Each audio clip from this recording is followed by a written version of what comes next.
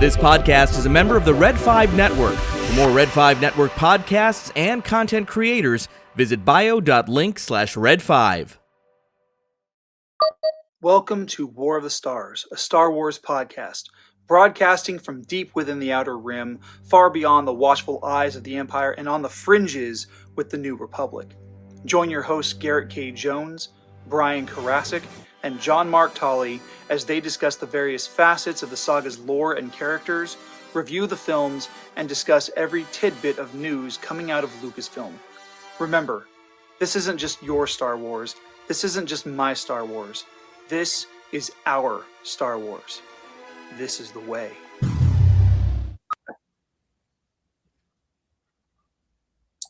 And we're back. Yes, indeed. Welcome back to another edition. Yeah. Okay. Oh, yes, we are. Yeah. I was just about to say that. I don't know. Is there? You don't seem laggy on my end. I can't tell. I can't tell either. Right. Anyway, yeah. We're back with another episode of War of the Stars, a Star Wars podcast. Joined once again by Garrett K. Jones. No Brian again this week, but we are happy to have a special guest all the way from the Positively Senate podcast, Senator Ricky. Hello. Great to be here. We're so happy to be in here. Ricky, where are you located? I'm in Arizona. I'm in Phoenix. So, dude, rock on! I used to live in Phoenix. Yeah, that's what I heard last week when I was listening to the vacation spot. So yeah. I haven't been there since like the early '90s. It's been a long time. Yeah, it's still hot. So yes, yes, it is. Yeah. Something's never changed. It was only like 114 this week, so yeah. Only 114. Yeah, only. Man, break out the parkas. Oh yeah. Yeah. It was like 100 and like 35% humidity today. Like, we actually got a little bit of a sprinkle this evening. Oh wow. Yeah. We just had skies full of dust. They look like Geonosis over here. It was I remember those days. 87 here. Shut up. There's no reason to own jeans in Arizona. So. No, there's not. Not even during the winter. No, just shorts. All right. Well, Garrett, what are we talking about this week? This week, we are going to be discussing a generally Grievous character, General Grievous. I told you were going to love the title.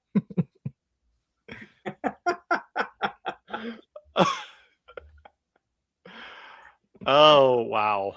I like that. Yeah. I thought it was fun. Yeah. All right. Well, I mean, the General Grievous. Yes. He is a very interesting character. Like, I don't think he's one of those characters we don't get a whole lot of in Revenge of the Sith. We get to see quite a bit of him in the Clone Wars. We get to see. I thought he was the way they introduced him in the mini series of Clone Wars, the 2D animation. Mm-hmm. I thought that was great. Like they make him terrifying. Yeah. For me, the episode that I found him most terrifying, I can't think of the name of it, but it's the one where they're hunting him down. They're in his lair. And that whole kind of horror, I mean, it was just utterly terrifying. I think it was called Lair of Grievous. I think it was. Yeah. Yes. Yeah. In fact, let me pull that up. Lair of Grievous. So while he's typing, Ricky, I mean, what were your initial thoughts on Grievous and the character? And I thought he was like an amazing precursor to Darth Vader. He's like an early version, you know. But, especially the stuff they came up with in the comics at the time. I don't know if it's still canon, but like how they kind of manipulated him to kind of stop being a soldier, and he was working for with the dark side. He kind of got recruited by Palpatine and Dooku. I guess it was mostly Dooku. Yeah, because there lots of mystery to his backstory. But yeah, the Gendy series though, like he's a Jedi hunter and had all the lightsabers. Episode 3 is like one of my favorite Star Wars movies. So yes, he has quite a collection of lightsabers. I definitely think the Clone Wars did a good job. It's something that they did in a lot of ways, did a good job of taking a character that when you first are introduced to him in episode 3, like you get idea that, yeah, he's kind of creepy, he's kind of scary, but he's also, especially when that first scene, a bit of a coward. Like he runs away at the first sign of anything going wrong. He's like, I'm out of here. You know. And I thought he was kind of a joke when I first saw Revenge of the Sith. Like, I mean, like he's got this over the top voice, and then everything he does is so melodramatic, and I'm just like, how I'm supposed to take this guy seriously? Like he's famous for hunting Jedi. He's got a collection, but we don't see him actually hunt Jedi. We don't see him do anything. He loses every fight. He literally became a meme. Yeah. Like the hello there. He became part of the hello there meme. Like, and actually, that's how I always, if I see someone wearing a Star Wars shirt, I always say hello there. And if they do not answer General Kenobi, I know, like, okay, you're just a poser. Get away. Yep. That's how I know if they're a real Star Wars fan. Yes. So yeah, like I was real, like I have more of a fascination for Grievous in what I saw in the Clone Wars series. Like they actually make him formidable. They actually make him terrifying and dangerous.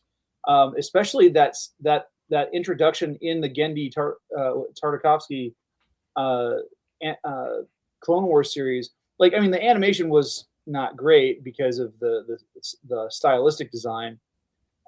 He kind of looked kind of clunky and weird, but at the same time, like it was kind of cool. Like we got the like it gave us the origin for why he had the breathing problems that he did. Yeah. But I actually have, I can't remember which comic I have. I think it's one of the Clone Wars graphic novels by Dark Horse, where you see his origin, where he's a warrior from his home world. He shows up and he's getting ready to go back out to the war, and Dooku blows up his ship, and then rescues him, rebuilds his body, and offers to recruit him and point him in the direction of the Jedi who harmed him, knowing full well that he was the Jedi who harmed Grievous. Yeah, because it was like a whole thing with like their planet. He was like kind of like their god, king, warrior, leader, general guy. Yeah, had this whole like elaborate backstory, and it's good that they fleshed all that stuff out, because even like when you're watching the newer Clone Wars, and you see that Lara Grievous episode, I think they show like a statue of him. Like he's been modified over the years, but yeah, that initial, wasn't it? He was his blood was transfused from Sifo Dyas or something like that in the comics. I don't remember. I know that like in his lair he actually had like multiple components to change out his armor to make it a little bit more sturdy or make it lightweight. Like there's one point where one of the Jedi characters opens up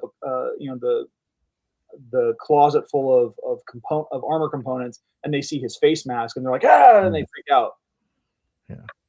Yeah. Really, really cool design. Yeah, he does have a really, really neat design. Because like, let me see if I can put this up on screen here. Hey, were you guys surprised in Revenge of the Sith when he expanded his arms and had the 4 lightsabers at once? I thought that was pretty cool. Yeah, that was cool. Yeah. And he's spinning them around. Yeah. Oh yeah. Yeah. I do love the meme where he does it and it goes from like 4 lightsabers to like 20, and he just cuts himself like into a million pieces. They got so many good ones. The Ola there, where he's got the sombrero, and that was funny. It's like we saw the when they came out with Revenge of the Sith again on theaters. Was it last year that happened? Yeah, for the anniversary. Yeah. I mean, we've watched it like a bajillion times. And so my daughter was like really impressed when she never noticed that, the part where he's fighting Kenobi and it does that close up on his eye. He was like, I don't think so. She's like, well, I never really noticed that they showed like his actual eye and like, it's kind of his skin under his mask. Like, it's a different scene in the theater than, watch it on TV. You see more of the detail. But yeah, that CGI still holds up. Like I don't care what anybody It says. does. Yeah, it does. Yeah. Yeah, it does. Because some of it was CG layered over Yeah. a practical effect. They had a practical stand-in statue for eye level because like I like think if you go through the first and the second films in the prequels, like they were just basically looking at tennis balls most of the time on sticks. And with this one, they actually went the extra mile to have something physical for the characters to look at, or for the actors on screen to look at, so that they had the proper eye line without having to do too much digital work to match it up. Yeah, because you can kind of see that in episode 1. Liam Neeson doesn't really quite know where to look when he's talking to the droids or Jar Jar. So, well, that's because that was really his first foray into doing fully CG work. But like Grievous actually looks like he's a physical person in there, in this, like especially when he's fighting Kenobi on the dock, and Kenobi kicks his leg, and he's like because he remembered that it's metal. Yeah. And really well done.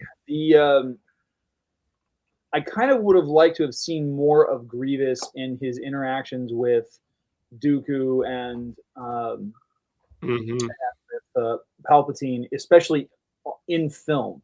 Like we get so little of him, and we had to wait 2-3 years before we got any real media that featured him. That featured any part of his backstory or featured him really getting fleshed out. He seemed like such a wooden 2-dimensional character. Ironically, I say wooden. The actor who voices him is named Matthew Wood. Yeah. Do we even see Grievous? Okay. Do we have what? Do we even see Grievous like interact with Palpatine in the film? Not in the films. We see him. I'm trying to think. I don't know if we see it. But the Clone Wars, maybe. I know we see him interact with. We actually see Palpatine getting held hostage by Grievous here in the Genndy Tartarovsky series. That's right.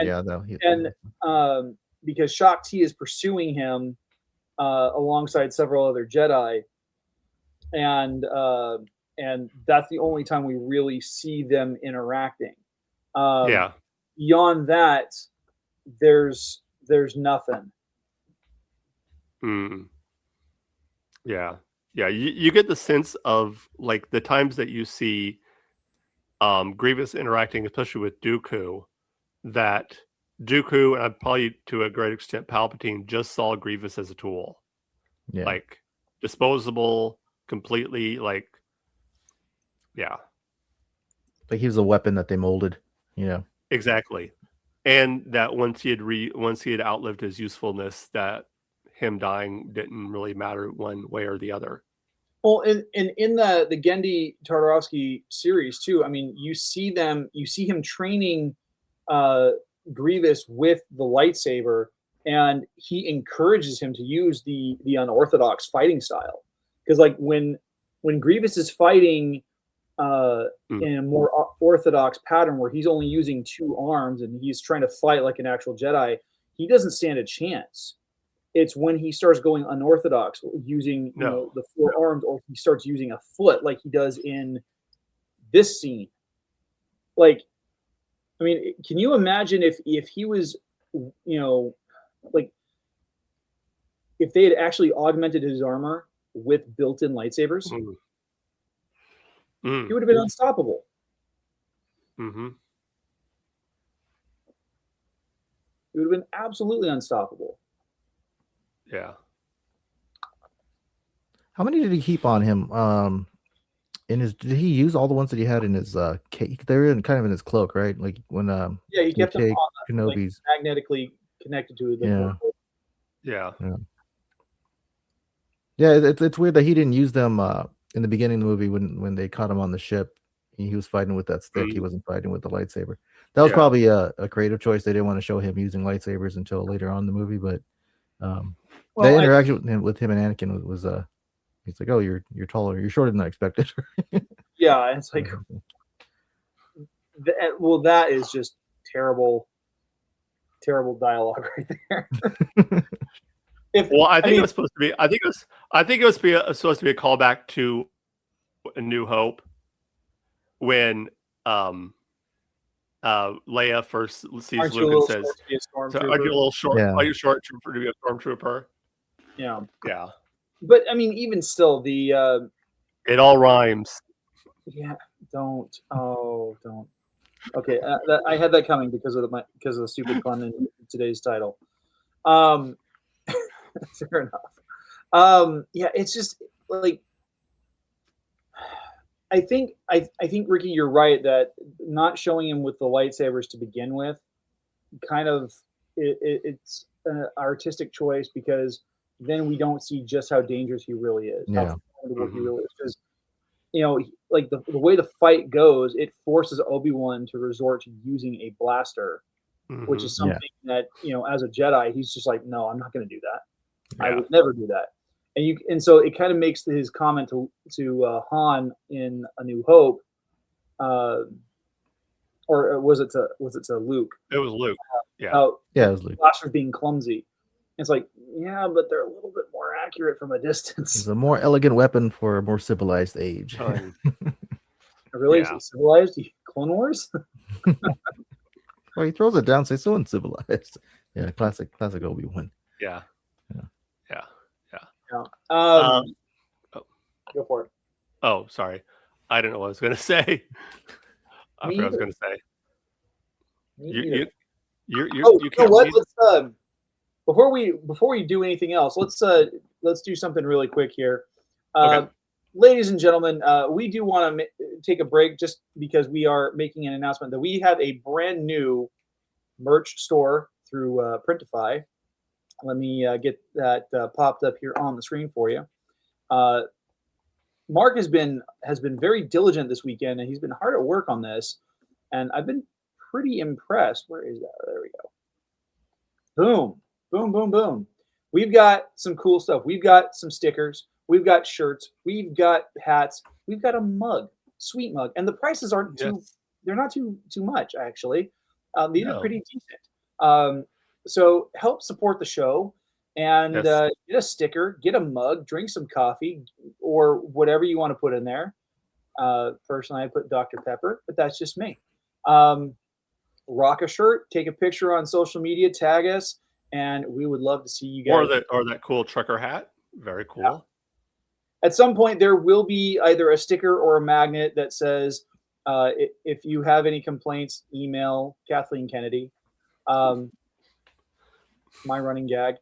But yeah, grab some merch and help represent the show. We would absolutely love to see it. Yes.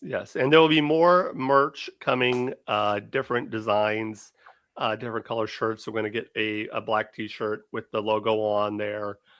And yeah, so again, support the show. And we are also going to be doing a soft relaunch of our Patreon here shortly too. So I've been working on that. So there'll be more ways to support War of the Stars because we want to make the best Star Wars product. And I can make this promise to you right now.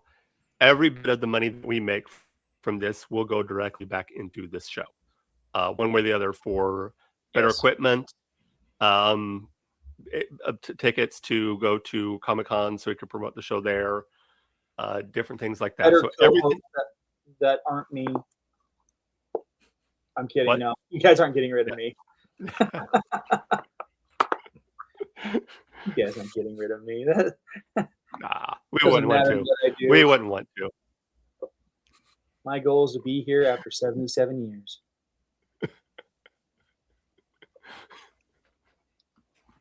So, back to Grievous. Back to Grievous.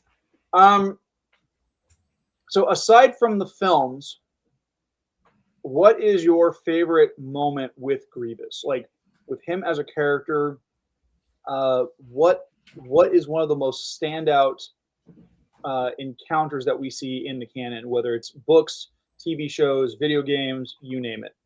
Well, I think I said at the beginning, it's that Lair of Grievous episode.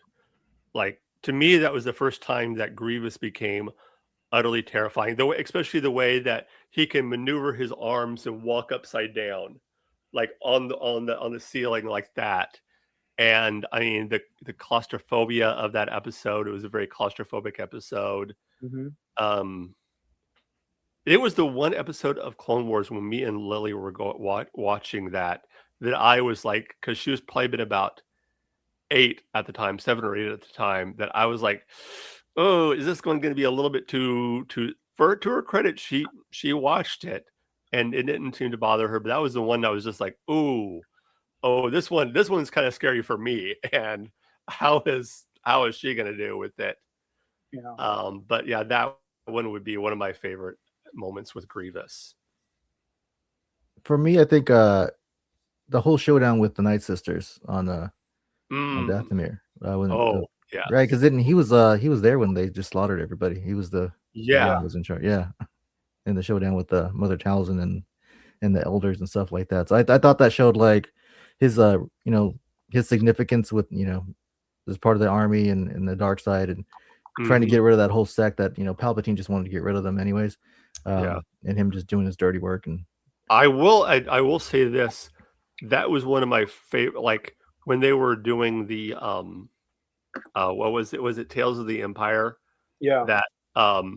That was one of my favorite scenes for that part of the story arc, was that the Grievous slaughtering the Night Sisters there, because that was, again, just showed how terrifying Grievous could be. Like, one of the most important episodes I think they had on that show was showing what happened with especially the time with Ventress and all that stuff, and just showing Dooku's apprentices and all the infighting that they would have, and that whole the shark eats its own guts kind of thing. What about you, Garrett? Well, it's kind of a favorite but bittersweet favorite for me.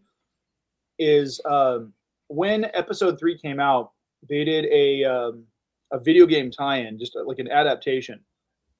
And so there are certain sequences that were cut out of the film, as far as like dialogue and like deleted scenes and stuff like that, that were incorporated into the game that were not left in the final film. And during the fight, because you bounce back and forth in the game as Anakin and Obi-Wan, respectively, depending on how things were playing out. And the fight that you have as Obi-Wan against Grievous is frustrating. Like, it took me 2 days to beat that mission, and it was just so exhausting. It was frustrating. I got so angry I almost threw my controller through a window. Wow. It was so irritating because of just the way it played out. But that is, I like, kind of to the point, is that Grievous was this very difficult, very frustrating warrior. He was hard to stop. He was hard to kill. And it pushes you as the player to the same level of limits as Obi-Wan. You can, like, I can only imagine if I was Obi-Wan, what kind of frustrations, what kind of anger I was dealing with such a difficult opponent. Well, it had to be even more, especially if you're a Jedi and you're fighting a someone who is not a Jedi, does not have access to the Force like you do, and is still standing toe to toe with you. Yeah, that would be frustrating too. Like, I should be better than you. I have an ability you do not have. How are you beating me? Yeah, I've actually been replaying that game. Now, was that quick question? Was that the game that had the alternate ending? Yeah, where you could have the ending where Anakin kills Obi-Wan. I think so. I don't remember. I never got past the raid on the Jedi Temple. If I remember correctly, there's two. You can play two ways. You can play as Obi-Wan in the movie. The game ends just like the movie does, or you can play as Anakin and you kill Obi-Wan. And then there's this whole scene where Palpatine arrives and the guards are standing there, and Palpatine hands you your lightsaber, and then you take it as Anakin, turn around, and he goes, says something about the effect of "We'll rule the galaxy. The galaxy is ours," and then Anakin takes it, stabs Palpatine right through the heart, and says, "No, the galaxy is mine." Yeah. I just looked this up. It says yes, the 2005 Star Wars Episode 3: Revenge of the Sith, a video game for PlayStation 2 and Xbox, featured a famous alternate ending. In this what-if scenario, Anakin defeats Obi-Wan on Mustafar, receives his red lightsaber, and proceeds to portray and kill Darth Sidious to rule the galaxy himself. Yeah. One of the coolest things of that game. I still have my PS2, and I still have that game. I have it for my Series X, and I've been replaying it, and I just got the same kind of frustration fighting Count Dooku. It took me like 2 weeks, and I just put it down. Like I haven't went back. I don't remember. Speaking of video games, because I also have the original Star Wars Battlefront 2 for PS2, and I know there are like hero characters. Was Grievous one of the hero characters? I do not remember. I know Dooku. I knew Palpatine was, and Vader was. I think Dooku was. What year did that come out? 2005. I'm trying to think, because there was a mode where you could you can play as different hero characters depending on what side you're playing on. I did like those games where it showed clips of the movies, like in between. I'll tell you. Go ahead. The list. So you had for the Galactic Republic, you had Aayla Secura, Anakin Skywalker, Kiadu Mundi, Kit Fisto, who was actually a DLC character, Mace Windu, Obi-Wan, Yoda. For the Confederacy, you had Dooku, Darth Maul, which I don't know why they would have Darth Maul. He wasn't alive. Well, he was alive. He was just half a man. General Grievous and Jango Fett. Under Rebel Alliance, they had Chewbacca, Han Solo, Luke Skywalker, Princess Leia, Yoda, shared across Republic and Rebel eras.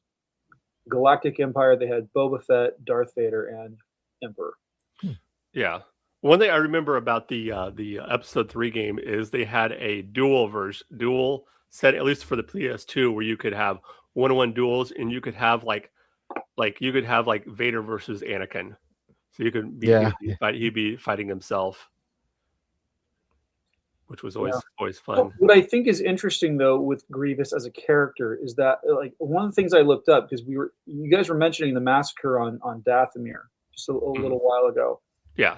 And so I ran a question through Google asking if Asajj Ventress ever interacted with Grievous on in any kind of way. And ironically enough, during the Clone Wars, during the invasion of Kamino, they worked together to attack Tipoca City. And she patronizes Grievous. Like she gets on him for not being Force sensitive, and she mocks him and calls him a droid all the time, which pisses him off. And then like shortly after this, when the Battle of Dathomir takes place, like she engages him in a one-on-one lightsaber duel and actually beats him. She's one of the few combatants to do so, and it forced him to rely on his droids to overpower her. But it's the fact that he goes from being somewhat of an ally, even an uneasy ally, to being her enemy when he is sent there to destroy her homeworld. Mm-hmm. Yeah. And he had all the tools to fight against force sensitive characters. Like he had the Magna Guards, and he had that staff. Was that staff like? I'm trying to remember if they were able to withstand lightsaber. The Magna Guard staffs were there. It was like a vibro staff, so it could deflect lightsaber blades fairly easily, but they they'd eventually break through the static field, and if you had a good blow at the middle of the pike, it would cut in half and power, because that's how they got through those things always creep me out. The fact that you could cut it in half to still be crawling, or just like that one gets his head cut off and he's still spinning the staff around. He's fighting with Obi-Wan with the leg cut off. The leg keeps twitching. Trying to crawl. You were talking about how he climbs up on the ceiling. So that one scene when he's running from Obi-Wan after they engage, when he jumps on his little speeder circle thing, and he does that like backwards, like that. Like it looks like an insect or a caterpillar. Nothing creepier than a spider walk, backwards spider walk, like or the crab walk, like I always wanted to get that vehicle as for the action figures, and I could Actually, never find it. So it's interesting. Like this is the vehicle. I'm gonna pop it up on the screen here. For those of you who are listening on Spotify, just use your imagination. So this is the vehicle that you guys are talking about. This like single wheel that goes around the rider. Mhm. The cockpit and the controls are there. What's interesting is there is a company that's trying to make something very similar. They've got prototypes that are in production now. Let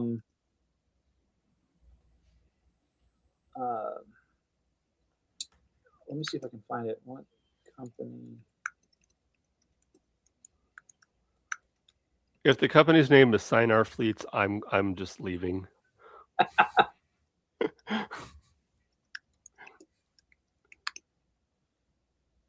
So yeah, like okay, it's called Rhino Motors, Okay. and that's not what I'm looking for. That's not what I'm looking for.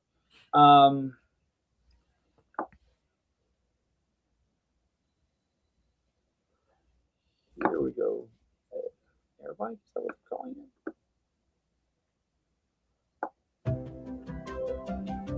it? It is so deeply embedded into our processes already. Yep. No, it's a hover bike. Never mind. Oh, I still that's cool. Yeah. Yeah, that is cool. That's not what we're looking for. Yeah. Well.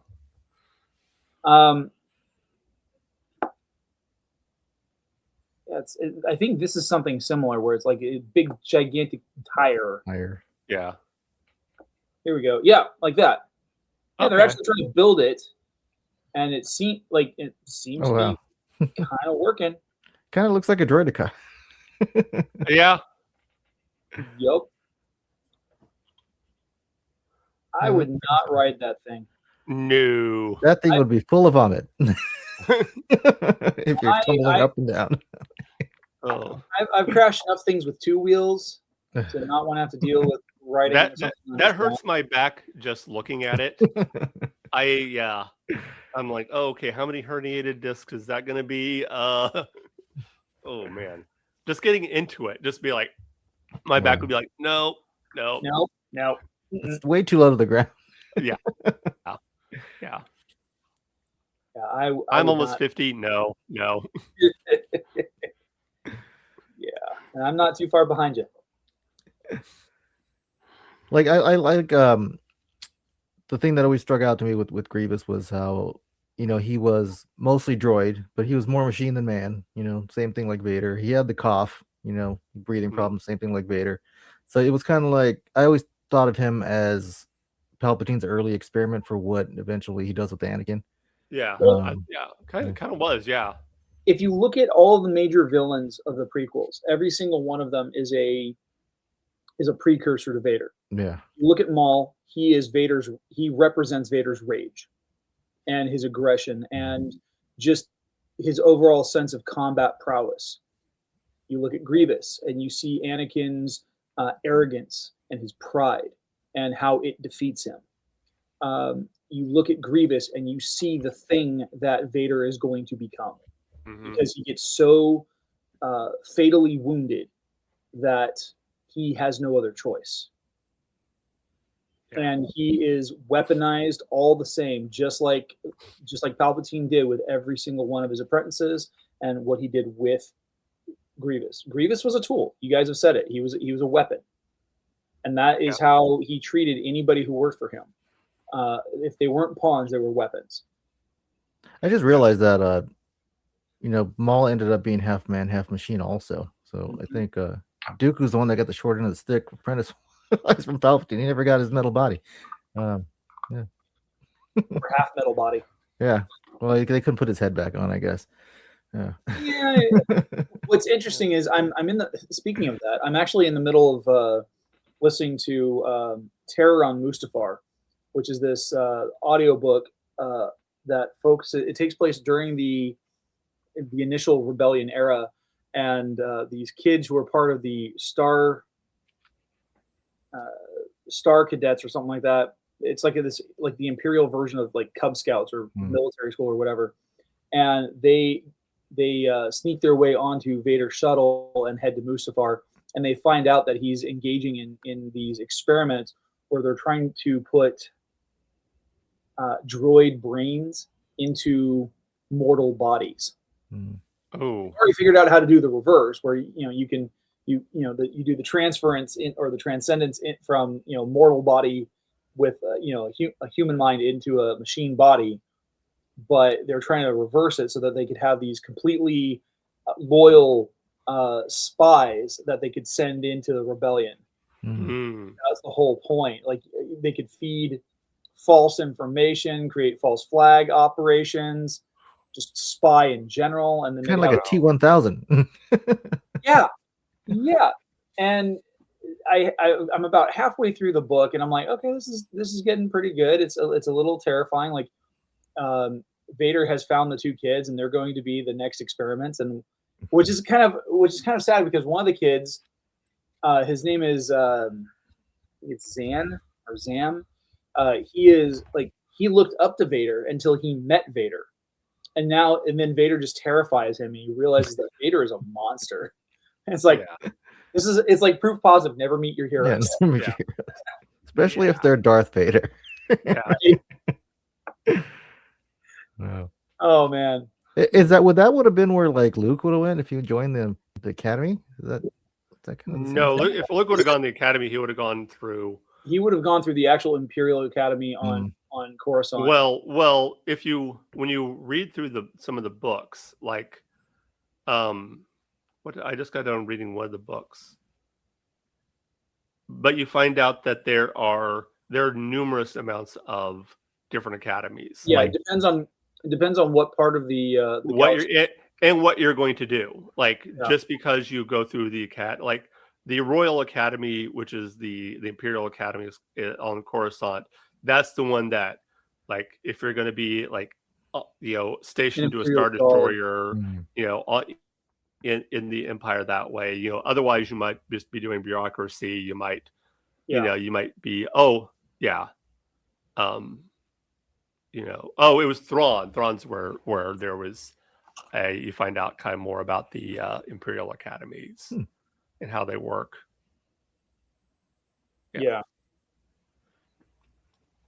So it's like, I do want to see more material of Grievous. Like, I would like if they were to do something else, like a season 2 of Tales of the Empire, I would like them to do like a 2 episode arc or 3 episode arc of Grievous's origin, so that people can see it more readily. Because the only real origin you get that's really fleshed out is in the Dark Horse books. Yeah. And if they were to readapt that for animation, I think it would be perfect. Yeah, definitely. Yeah. Yeah, because that went through the whole, like, where he was born and his parents were killed and all that stuff. It shows him return to his wife. Yeah. And he's there for like a couple of days during the middle of some tribal war, and then he gets into his ship and he's getting ready to fly off, and the ship goes kaboom on the landing pad. And there's barely enough of him to scrape off the pavement. And the next time you see him, he's in a bacta tank with, like, most of his limbs are gone, most of his torso is gone. It's just his face and his organs. And Dooku's like, okay, yeah, we'll fix you up, we'll give you a new body, but we need something from you. Mm-hmm. And he points the direction at the Jedi. He says, your family's been killed. In fact, what ended up happening is Dooku went in later and killed his entire family. Just so that he had nothing to go back to. Yeah. So, very tragic character. Very tragic. Yeah. Yeah. It almost becomes evil, becomes a villain almost by, I don't want to say necessity. And see, this goes back to something I've said before on the show. We look at him as being a villain. Yeah. And to some extent he is, but one side's villain is another side's hero, and he really isn't either one. He's not a bad guy. Like, I mean, he does bad things, yes, but he's doing them he's fighting in a war that he was recruited for, and he's fighting against a group of warriors that he was told tried to kill him and killed his entire family. Yeah. He was lied to. Well, and I think, like I said at the beginning, you kind of see him in a lot of ways, as kind of cowardly at how he runs away. But I was thinking about this. I think it would be different if he was leading his people in battle. Oh, yeah. Like, he has no connection with these droids. And from his thinking of a strategist, I'm gonna run away because he who lives, fights, and runs away lives to fight another day. So he's thinking it more strategically. He's not thinking, I'm not a coward.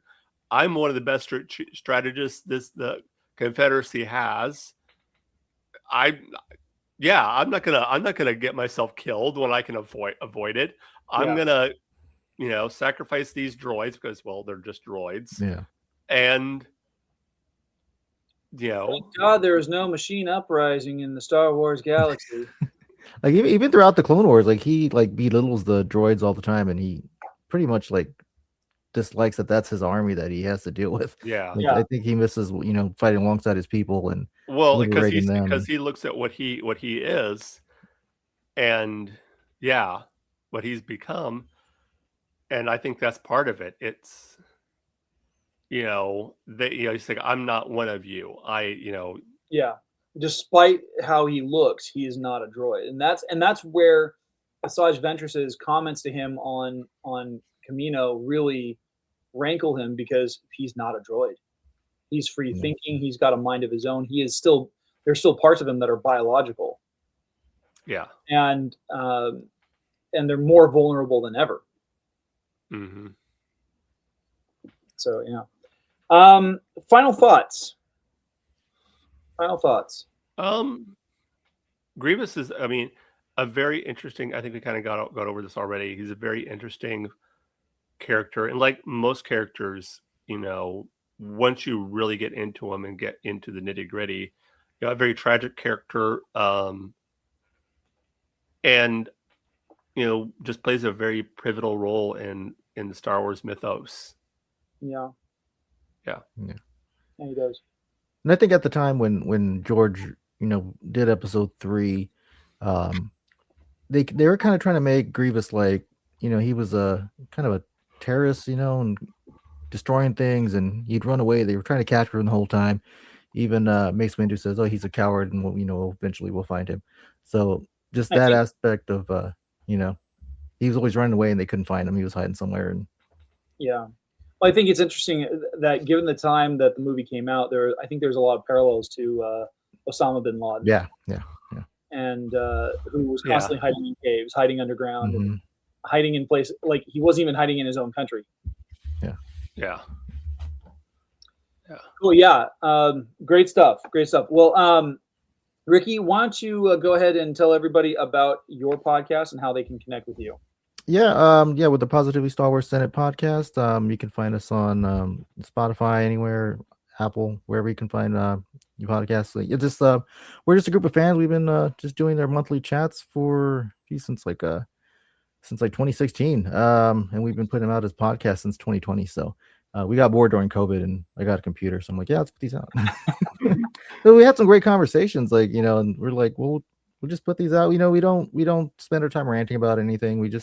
We all just generally love Star Wars, and we just we all became friends, through the Force, and there's a variety of us, so we all got our opinions. But for the most part, we pretty much just we don't gush, but we just talk about the things we like. Some of us are into the card games, some of us are in the video games, some of us are just read the books or in the movie. So it's there's a little bit of something. We like doing quizzes on our show, so that's another thing we like to do. A little bit of everything. That's cool. Nice. All right. Garrett, I'm going to let you cover Brian first, and then I'll jump in with my content. All right. Like we said, Brian Krasik is not able to be here. However, if you don't get a hold of him, he is a part of the Sith Library in the Galactic Empire. On the Sith Empire, he is Darth Carosis. And at the Galactic Empire, he posts as Lieutenant Mayweather. Merriweather. I knew it. There we go. Both are on Facebook. You can also find them on Instagram at Darth Carosis.